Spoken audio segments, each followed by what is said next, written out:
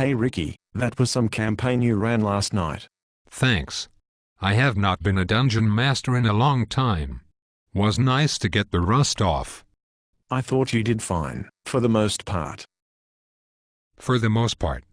I had fun, but all 3 of my characters died. That's the breaks. I'd never unlocked a chest with 5 different traps before. I lost a good thief. It happens. Somebody really wanted to protect that piece of moldy cheese and 3 copper pieces. Also, having a paladin fail his climb check and then choking to death on the climbing rope was a tough one. Well, that's what I rolled. And having my first level cleric face a demi-lich all by himself. That's an impossible encounter. You should have made sure the portcullis was properly secured. Too bad it fell back down and cut you off from the rest of the party. Yeah, I guess so. But they usually remain open. Hey, it was an old dungeon. Not everything works right. It almost seemed like you were trying to kill my characters. There is some truth to that. Why? Because each of your first level characters had an 18 for 3 different ability scores. Your lowest score was a 15. But that's what I rolled. You didn't manipulate the results at all? No, well, I mean, dungeon adventurers are supposed to be above average. Why else would they go adventuring? True, but they are not supposed to be superhero freaks, especially at first level. Hey, sometimes first level characters have really good ability scores. Sometimes, but not every time.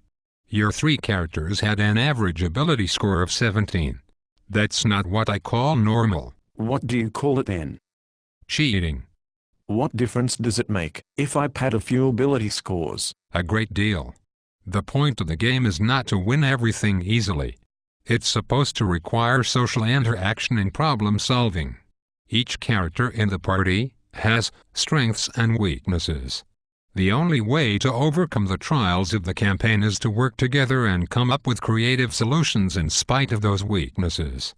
That's your opinion. Well, I'm the dungeon master now, so it's an opinion you should listen to. If you're going to cheat at a game that is all in the imagination anyway, why not just stay at home?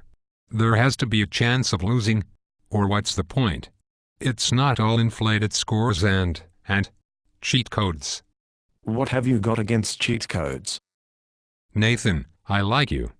You're my friend, but we are talking about some very divisive issues. I'm not comfortable discussing these topics at work.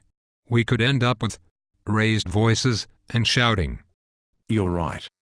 How about we talk about it tonight at book club? Sounds good. Did you finish anything? Most of it. I read summaries on Wikipedia for the last 15 chapters. What?